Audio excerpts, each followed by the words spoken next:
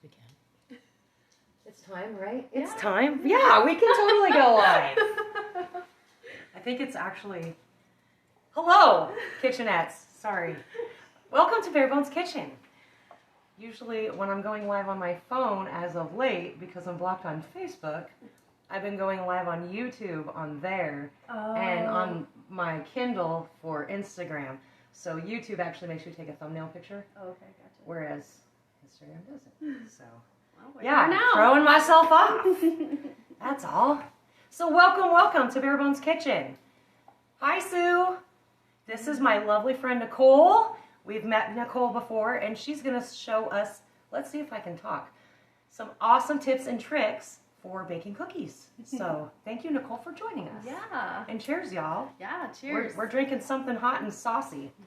Nicole made me a hot buttered rum. I'm not sure what she's drinking, though. I have Mexican coffee, so. So what's in a Mexican coffee, Nick? It is just a cup of drip coffee, 1 shot of tequila, and 1.5-ish shots of Kahlua. So tequila and Kahlua and coffee. They're so professional in their kitchen when they're pouring you a drink. They break out the shot glass and everything. It's pretty awesome. So today's cookies are going to be chocolate chip, just your standard chocolate chip, but through the process I'm going to share with you a couple things that are important to me to make sure those cookies turn out just right. The first thing is butter. Now, I know this looks weird because they're still in the paper, but this is exact. I pull them out of the fridge in the sticks, and I put them in the microwave until they're the consistency that I want, and then I transfer them to my bowl. There's a couple of things about that make it important. I'll show you when we get them out of the microwave, but it helps me determine the consistency of the butter just by squeezing it on the paper. And then I put it back in if it's not quite right. The other thing is your pieces of paper, each cube is 1/2 cup of butter. So each paper helps you keep track of how much butter you've put in your dish. So that's another little, when I'm baking lots and lots of cookies, I actually use those pieces of paper to track how much butter I've used. Fair enough. Everybody that's been in a kitchen at home or whatever, you get sidetracked very easily. So that's a really good tip, actually. It's like, how many did I, wait, what? I actually we'll add these, we're going to cream that butter with the brown sugar and white sugar. Now we're making a double batch, so I have 2 cups of butter in the microwave.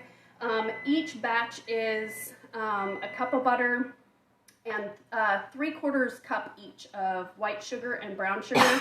So I actually have 1.5 cups each here because I can't ever make just a single batch of cookies. You have to understand, Nicole has been commissioned to do cookies for weddings and parties and all kinds of stuff. She's literally the biggest cookie queen I know. The biggest cookie queen I know. So with microwaves, of course, they cook weird. That's why I don't use them to cook. But I cook the 4 sticks of butter, I put in for 10 seconds, and then I turn them around for another 10 seconds, and then check them and determine how much longer I want to have them in there. So we can see here they're starting to get a little bit soft, but I want them to where they're almost ready to melt. So they're going to go in for 10 more seconds. So we're up to over 30? That was, yeah, so this will make 40. Slow and steady, guys, slow and steady. I would have had this done, but this is an important part of the cookies. So something to know is if you have your butter too cold and too hard, it will make your cookies cakier. If you have them completely melted, it'll make your cookies thin and crispy. So if that's what you're looking for and that's what you like, you want to lean toward one way, towards more of one direction depending on how you like your cookies. Okay. So this is the sweet middle and will give you a crispy texture on the outside and chewy on the inside. So these are actually about 5 seconds off. So they're actually really squishy. They give right away, but they're not quite ready to melt. So I'm going to do 5 more seconds, and I promise they'll be done. They were a little cold, so it does vary depending on like if you're taking them straight out of the refrigerator or if they've sat on your counter for a little bit before you're microwaving them as to how long it takes. Very nice. So now you can see, like, if I squeezed it, it would start to come out at the end. And you don't want it quite melted. This one is actually perfect. I taught my kids that it's the squish test. Squish test. The squish test. And I just scrape those right into the bowl from the paper. And then the other nice thing about doing it in the paper with the right consistency is if they're not quite melting, you don't even get the butter in your bowl, and you can reuse your bowl for something else. I love it. I usually end up using it like a spoon rest in whatever dirty spoon, so it's not getting on my counter and it goes in the. Fair enough. So here we've got 2 cups of butter, and then we've got the 1.5 cups of brown sugar and 1.5 cups of white sugar. And this is backwards from what I'm used to using it. Yeah, that way. And we're just going to beat the butter with the sugar. And you're using the paddle? Yes. Okay. So what if somebody doesn't have a stand mixer? Can they use a hand mixer? You can use a hand mixer with just regular beaters. That's what I used for a long time. You want the butter and sugars to cream together.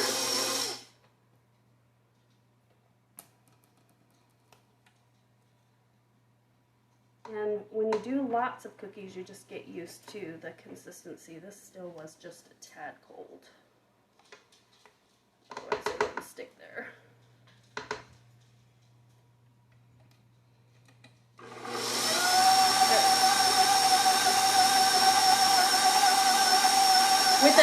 With any kind of mixer, you want to make sure that periodically you're scraping down from the side of that bowl to get everything combined in there. Not that it's entirely a bad thing to have chunks of butter somewhere, but it will create little pockets of not as good cookies. Just everything's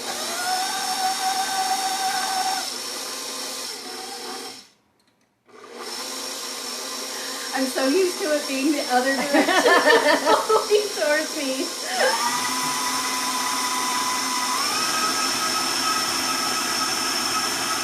Okay, so now I don't know if you can see that.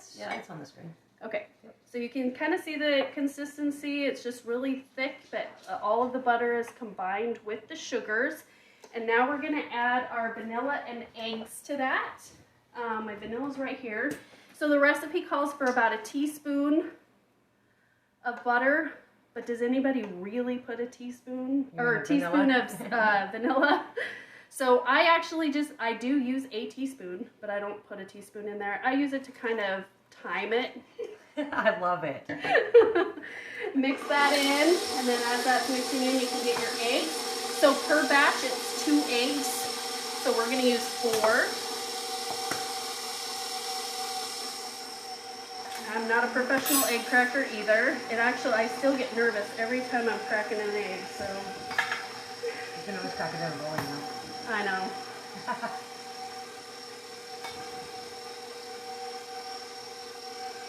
That just means whoever gets the piece of eggshell has to do the dishes. Usually I don't get eggshell in there, but I still get anxiety. So again, whipping that up and making sure it's combined, scraping those sides. Now the other thing that'll be a little bit different than what you'll actually read in your recipe book, so I'm just using the Nestle Toll House cookies recipe. It's what I've used forever, and you can tell by the condition it's been used over the years. Is it will actually ask you to combine all of your dry ingredients separate from your wet ingredients. And it's really for the purposes of making sure the stuff gets combined really well. So I'm going to show you how you can do that just in a single bowl.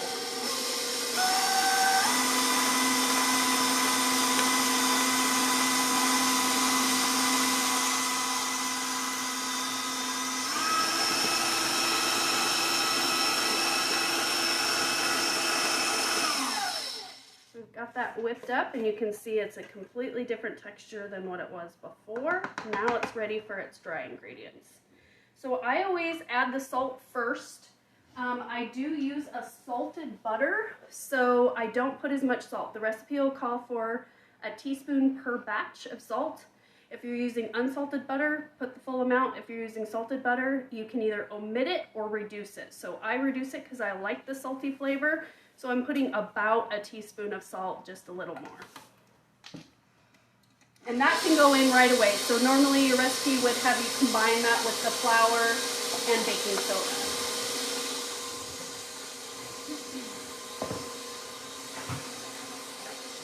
You can just put it in the produce drawer. There's like a little bit of the other one to the right. There's like a little space that'll fit in. Yep. Okay.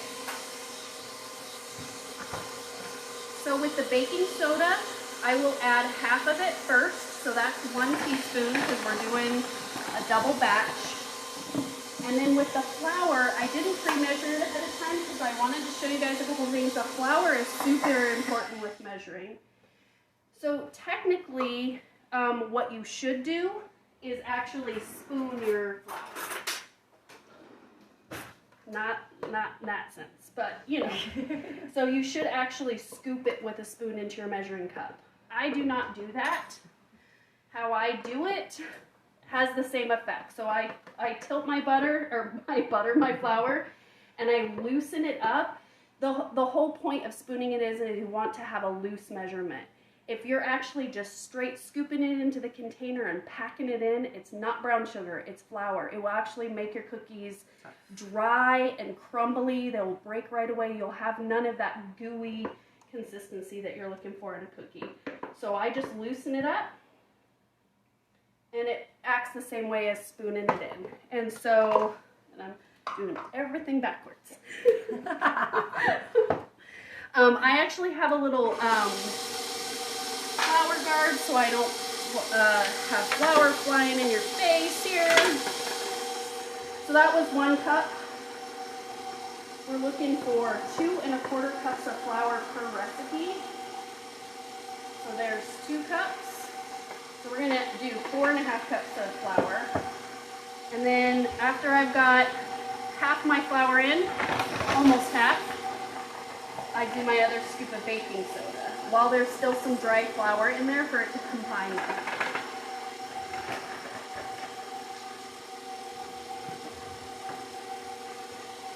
You just let that mix.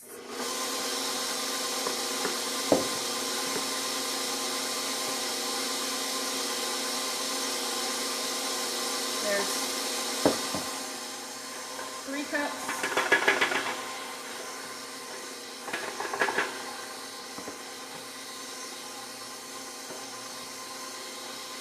So how many cookies have been your top amount that you've ever done? Like how many cookies have you baked for in a day? Well, during Christmas, so that was 4 cups. We still need half cup. During Christmas, probably about 5 years ago, I think I made almost 6,000 cookies. Y'all want to make 6,000 cookies? I now make about 1,600 to 2,000 every Christmas. I made just about 1,000 for an event a couple of years ago, and then I just made probably about 400 cookies for a wedding recently. So. And then this is about a half a cup. Now that that's mixed in,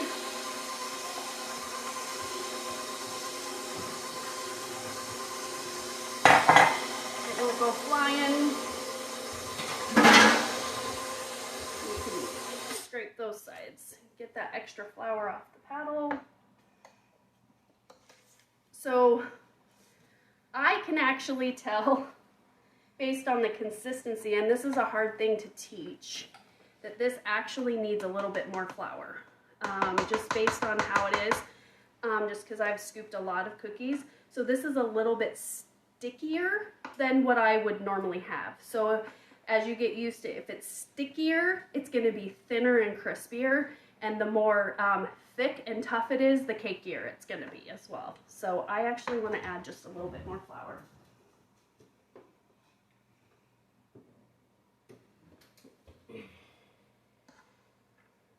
A little bit at a time here.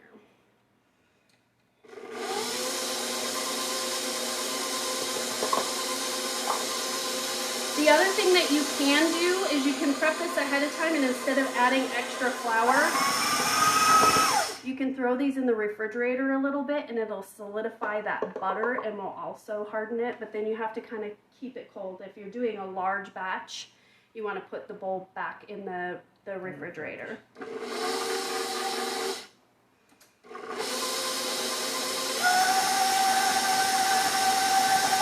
That looks great.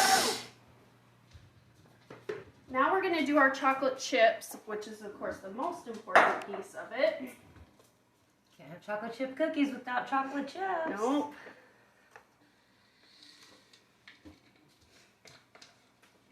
So 1 standard package of chocolate chips is equal to 2 cups. I just buy them from Costco and scoop them, and I also like to put more than just 2 cups of chocolate chips in my cookies. So this is actually 4 cups of chocolate chips for the standard amount, because we're doing a double batch, remember? And those chocolate chips will just grab the dough and mix themselves. So you're really keeping a lot of it at a low speed. Yeah, except for towards the end of creaming your butter and towards the end of mixing your eggs. Okay.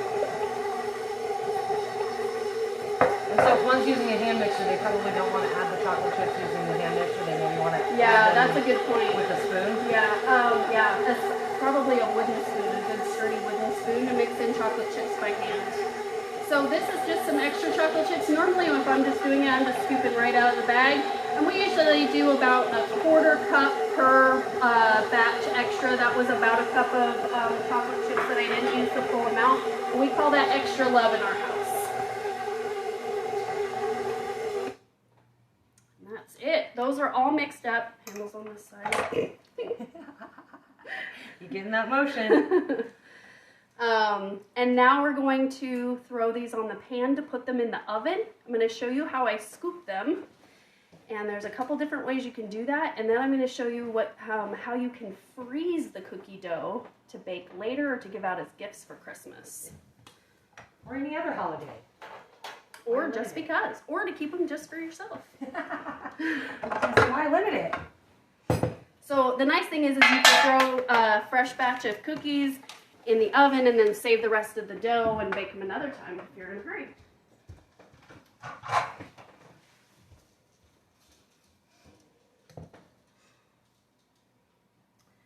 Harmony has a favorite cookie that I make. I do. Shortbread cookies all the way.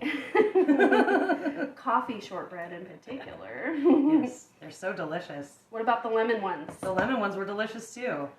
Like I said, I've not had a cookie that has graced my mouth from you that I have disliked. Tell us what your favorite cookie is. Yeah. Sue, what's your favorite cookie? Are you still on? Can't tell. Can't tell on Instagram how many people are actually on. Unless they're talking. Okay, so clean up my mess a little bit here. Maybe. Can you find a rag for that? Yep. So with scooping cookies, I mean, really it's up to you. If you want to do larger cookies, I have just like a regular jelly roll pan. You can tell it's used a lot.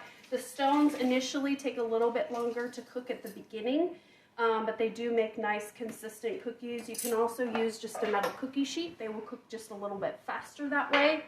I use that for my frozen cookies usually. Harmony. If you use a cookie scoop, this is a great size. I think this is maybe 2 tablespoons or so. But I like it for the frozen cookie dough because it gives it a nice shape and it freezes well. But I'm still old school with the 2 spoons and drop. So you just a mound and push it with your other spoon. And I can drop these like a machine. So do you prefer using teaspoons versus tablespoons? I do. Okay. And that's just your system. But one could use tablespoons. You could. It's just a matter of, you know, what's comfortable.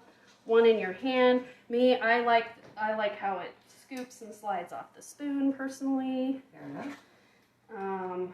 And it's just what I've always used, so I can tell pretty much exactly. I did this side by side with a young gal I was teaching to make cookies one day, and we did them side by side. She used the scoop and I used the things, and our cookies were the exact same size. Just saying. That's what happens, man. You get used to a certain portion.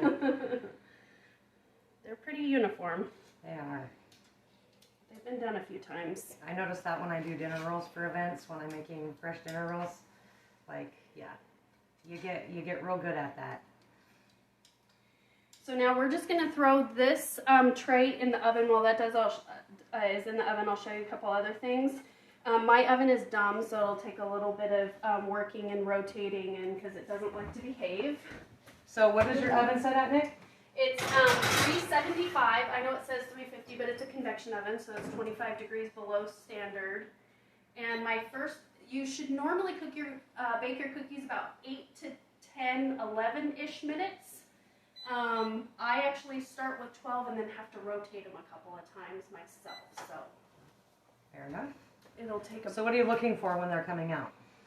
I have to just show you. Okay. So it has to do with how they look, the glaze on top of the cookies. When you're cooking on a stone, a lot of times the color on top is the same as the color on the bottom, so it kind of gives you an idea of how the whole cookie is cooked. But it'll look almost wet at the top when they're still not done, and you want them to be just a little bit glossy when they come out, because they'll also cook a little bit for a few minutes on the tray when they come out, and you want them to rest before you scoop them and put them on the tray or the cooling rack, because otherwise they'll just mush into a ball. Okay. Because they're too hot and too soft, and they'll just gather together. So for frozen cookie dough, I just use this cookie dough scoop. You can get them anywhere. This one's a Pampered Chef. They're the exact right size. And you don't have to separate them as much. So if you notice, I only put a dozen on the tray. I can put a little bit more than a dozen here because we're not baking them right now. They're not going to spread and get in each other's way. So when you do frozen cookies, when you take them out of the freezer, do you let them melt a little bit, or do you go straight from the freezer to the tray to the oven? So I actually put them in the freezer for giving out, and as soon as I take them out of the freezer, if they're individually solid frozen, I put them in a Ziploc bag, a freezer bag, and then put them back in the freezer that way.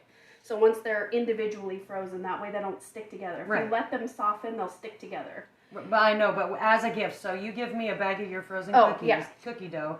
Do I set them all out? No. I get 12 of them, I set them out, let them sit there for 5 or 10 minutes, and then put them in the oven? Or nope, do I you're just going to go put them straight to into the oven. Okay. And I put the directions on the outside of the bag with the temperature and the time. And so for you at home, if you're putting them in your freezer to do later or to give out as a gift, the instructions, really, it's the same exact temperature you would do as if you were doing them if they weren't frozen, and just add 1 or 2 minutes to the time, and you can cook them straight from frozen. So I give those to my brother as a gift every year for Christmas and sometimes throughout the year, and it's his favorite thing, and he says the directions are always just right. They always turn out. So always perfect. Hello, Chad. Tell us your favorite cookie, please. And anybody else that's jumping on, please tell us your favorite cookie.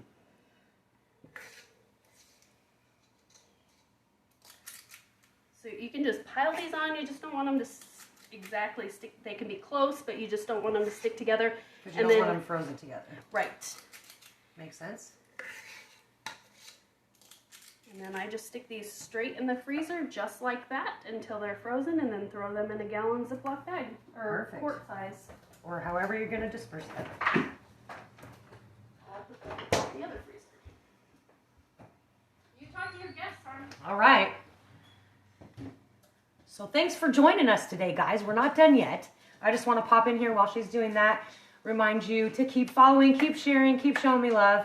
The reason why I do this is because y'all keep showing up, and so do I. Right now, I am still blocked on Facebook. That will continue until at least the first week of December. At that time, I will be going live here on Instagram and also on my Facebook page, because YouTube's a little bit difficult to download my videos on, which is why if you're on my YouTube channel, you'll notice that I have very old episodes on there and have not uploaded any new ones, because A, I am technologically stupid, and B, I don't know how to get them uploaded. They're in there, just don't know how to get them uploaded. I don't know if I have to pay for it or what, but I'm going to figure it out. I know I keep saying that week after week after week, but I will get it figured out. So just keep subscribing, keep sharing, keep following, keep showing me love. I appreciate it. And also, there was one other thing. What was else? Oh, Bare Bones Kitchen Experience. It's going to be more than just a class, guys. It's going to be an experience. So I will have registration up very soon. It's going to start in January, and it's just going to be a good time. It's going to be fun. We're going to have a blast. It's going to be more of a one-on-one situation, interactive, so I can walk you step through step how to do certain things at certain times. And yeah, we're going to do all of that, and it's going to be a blast. So yeah, keep sharing love, guys. Thanks, Nick. Yeah. Back to you. I feel like a... Well, now we have something. So I'm not sure what you want to do. So what other hot drinks do you like to have during the holidays? I just like hot apple cider. That's one of my favorites. Do you add anything to it if you're trying to feel saucy? You know, if you want like a cinnamon whiskey, like Fireball or something, that adds a nice little spice to it, and maybe some extra cheer. Maybe some extra cheer. I actually gave that away as a gift one year, because I've done sock parties where like you take brand new socks and fill them up with gifts. And then you do like a white elephant almost. Like, remember at all the baby showers you did, you would read the little poems, left, right, left? Yeah. Well, Sue McLeod actually invited me to a sock party. She's like, I don't know how to do this, so we're going to have to wing it. And I was like, Nicole always had a good idea for this. So I found one that was like holiday related. And then I was the one that got to read the poem every year, because she did it like several years in a row. But one year we did one at my house, and I actually did one sock with Cocoa and Malibu, one of the little shooters. Oh, okay. And because it tastes like German chocolate cake. Oh, nice. And then I did the other one with apple cider and the Fireball. So that was fun. It's always a good time to do stuff like that. Do you guys do any fun traditions like that? Let us know down there too. Favorite cookie, fun traditions. I should have had, well, I was like, I should have had a batch in the oven. That would have helped. That's okay. You wouldn't have been able to show the process if that was the case. I know. Yeah. I'm super curious about favorite cookies. Do we have any yet? Sue said it was so fun. You haven't even seen the all of it sock yet, thing. Oh yeah, that. Oh yes, that was so fun. Was see, that I can't the see same? that far. Sue, was that the same one you used to order the sauce for the appetizer that you did? I think it was like a cherry habanero or something, Pampered Chef sauce that you did over cream cheese. Oh, that sounds familiar. Either that or that was for her Super Bowl party. That might have been it. Because you know she'd be throwing down like you do. Comes that football. I see all of her yummy food on there too. We gotta get in her kitchen. I'm trying. She doesn't have to let me in. I want her to show me how to make some tom kha gai. Bring her over here. I might not get her out of here. I like to share my kitchen. I love it. I think it's great. Raspberry habanero. So I used to sell Pampered Chef, and Sue would order that sauce from me. I bet that's delicious. There was a pineapple one too. Maybe. You looked very not sure I think about it that. was, I was trying to think of the name. Maybe pineapple chipotle, or, that doesn't sound right though. There were a couple. That sounds like it would be really good with coconut shrimp. Oh yeah, that would. Pineapple chipotle. Yeah. I'd throw down on that. Like spicy pina coladas, yo. Sue, did you tell us your favorite cookie? I didn't see that. See it. But I also can't see that writing. See, I need glasses. No, she didn't.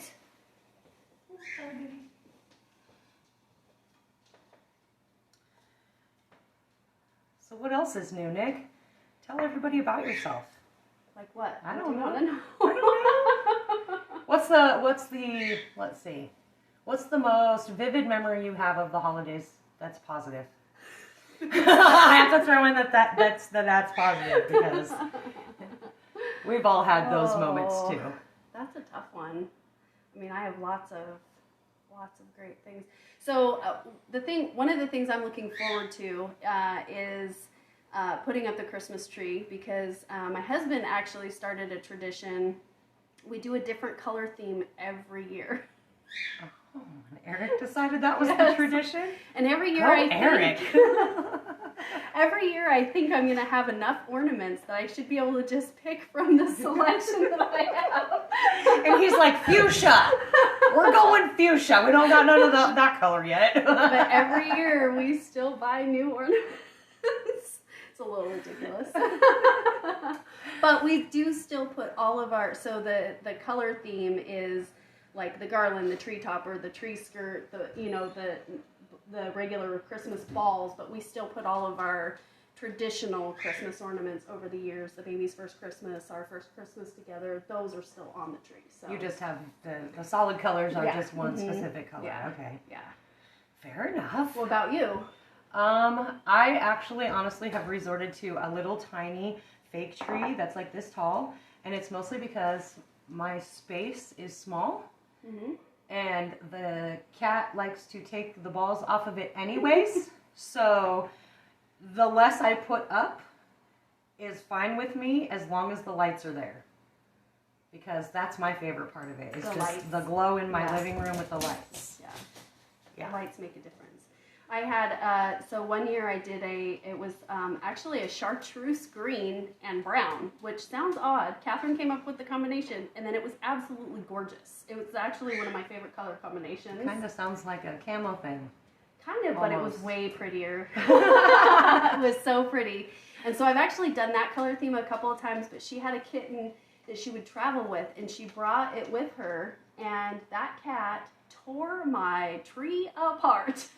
I have one picture of it just beautiful, gorgeous, uniform, and then the next picture, it's empty until the top quarter of it. I've actually seen a couple really creative ways of dealing with that. One picture that I saw, they actually pinned it on the ceiling. Oh yeah, I've seen that.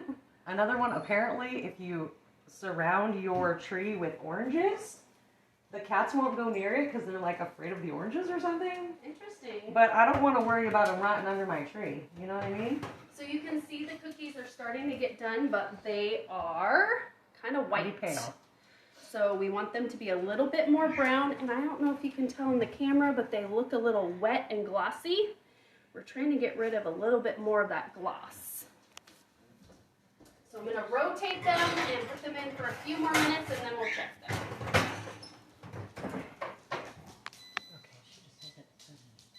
Huh?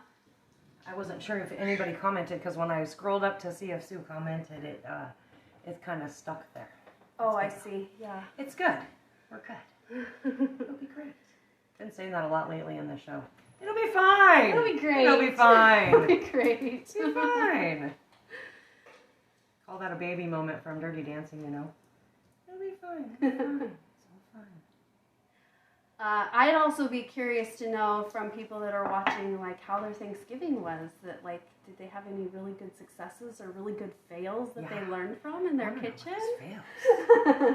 The fails we learn a lot from. Absolutely. My big fail was not calculating how many people were going to be at my house. So now I have like 6 pounds of seafood left over.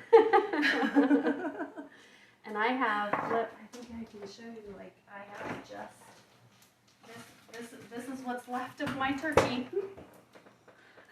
It's not very much, guys. Not very much. It might be way better calculating than I did, I can tell you that much. Way better calculating than I did. These are fun. Did somebody make these for you? I just bought these from the Bear Czar. Oh. So I have some, I bought these ones too. Oh, so look how cute those are, guys. I've had these ones for years, and I'm pretty sure it's the same lady, and they're getting a little probably. grody, so I bought some new ones. And then Catherine has, there's another lady that she's from the Lighthouse Antique Store. Okay, over there. down on Pacific. Yeah. And she was at the Bazaar. Catherine looks for her pot holders. She likes hers. Hers are more quilted and have more designs in them. Oh. So. Okay. Those are fun. What else do? Oh, see, we're almost done here. All right, we're getting golden at the bottom. We're not even going to make it the full 2 minutes here. Part of it is because I only have one tray, and usually I have too many. So how many minutes did you go? So the first run was 12, and I added 4, and we're going to be probably about 1.5 left, so about 13-ish. 13-ish minutes. Okay. But it really should, in most people's ovens, these are perfect. So they're starting to brown. They still have a tiny bit of gloss, but they don't look wet. And then we're going to let them sit here for just a couple minutes before we scoop them out onto the cooling rack. My husband thinks that doesn't matter, but it does. Well, you don't want them to cool down on, especially on your stoneware, because it holds so much heat. It's going to continue to cook them. Well, no, he wants to scoop them off the tray right away. Oh. Which, if you overcook them, definitely do that. Otherwise, you just, I mean, they make good milk dunkers when you do that. Turning a fail into a success. I like it. You don't really have to fan them. I'm just here. Anxious? And excited. They smell amazing, I can tell you that much.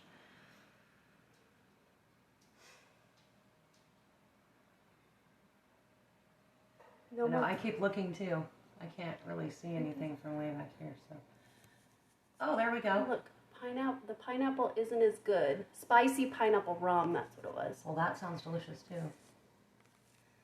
There's another comment down there, but I can't get to it. Oh, there it is.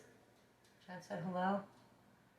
Vinner tarta. Oh, I don't know what that is. It's like a torte with a thin white cookie dough and a prune filling. Of course it would be super fancy and complicated. That's what happens when you drive a Mini Cooper. So you can see they're not even, they're not quite ready to come off the tray because they're, if they start to square, don't just leave them. Just stop. They're not ready. Stop it. Is there another one down there? I think there is. I don't know. 5 layers? Holy cow. Is that really a cookie? Just push down.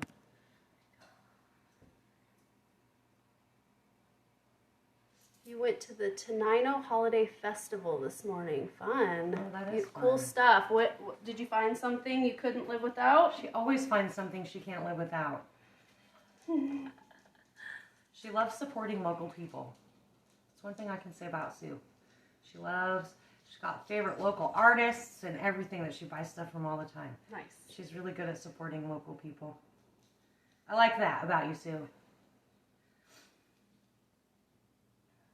I supported Isla's at the Bazaar. I always, no matter what kind of craft fair I go to, I always come home with more food than crafts.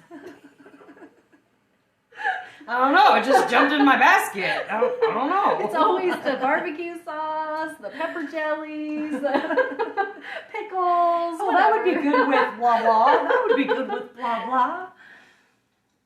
I'm a big fan of candied jalapenos, and Isla's had candy peppers. They're thinning a little, but that's all right. Because the stone is so hot and it doesn't cool down as fast. The metal trays are interesting because they get a lot hotter, a lot faster, but then they also cool down quicker. Mm-hmm. But they do put on more heat and they cook faster. But they also conduct the cold. See, I'm glad we both have to go like this. Only I'm sure you can still see way better than I can. We are the same age. I know. Even born in the same month. I know. Double trouble for us. 2 days apart.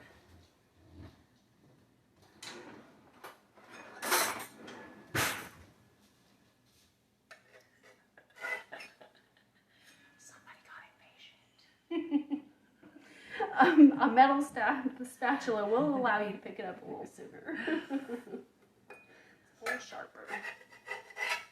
I use a ton of Pampered Chef stuff. This is Pampered Chef too. It's because you have a lot of it. Why wouldn't you use it?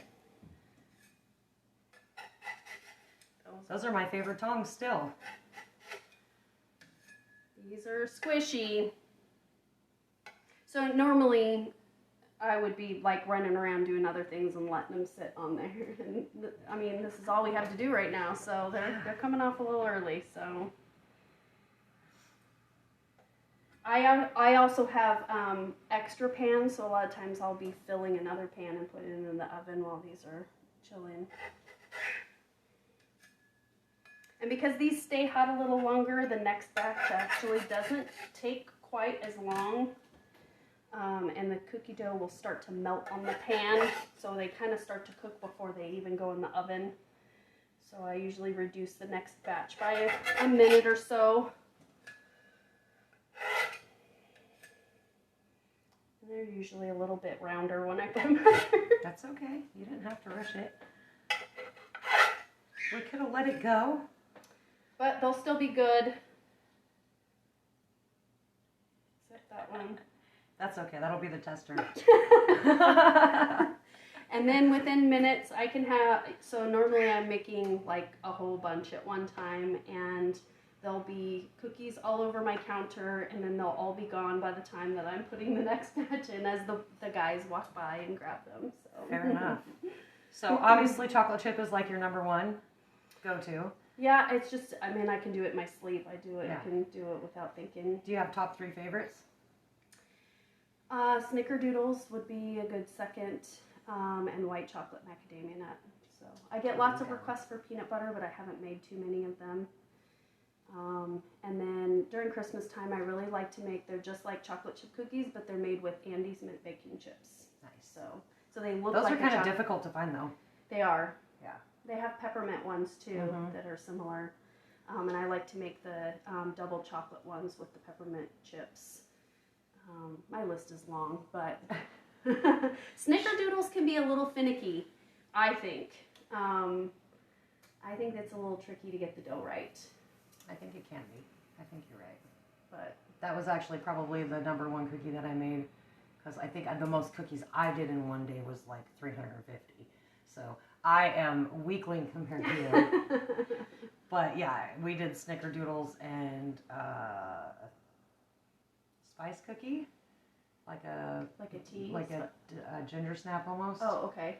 And then it was on molasses, I think. Okay. But and then one other one, and I don't remember what it was. But. Now my kids would say mini chip snowballs. Those are their favorite, and I definitely like those fresh out of the oven. But I get lots of requests for the mini chip snowballs. Those are also a Nestle's Toll House recipe. They're like a ball with mini chocolate chips in them, but they have no egg in them. Nice. It's just butter, flour, and lots of sugar. You don't say. So you put lots of sugar in it, and then you coat it in sugar afterwards. So, Perfect. Yeah, lots of sugar. Be giving those to your grandkids, won't you? Exactly. Yeah. All right, guys. If you have any questions about anything that's going on here, you're not really sure, or maybe something wasn't clear, please send a message or make a comment. Comment down below. Share. Keep watching. Again, the beginning of December, I will be back again on the Facebook page. So until then, we'll be doing Instagram. Probably Monday Morsels. We'll do Instagram and YouTube, but my YouTube channel is not updated at all. I will figure it out. Right now, I'm working every day of the week. So until Monday Morsels, I will see you then. Thank you, Nicole, again for joining us and showing us some awesome tips and tricks. Bye. Love you all.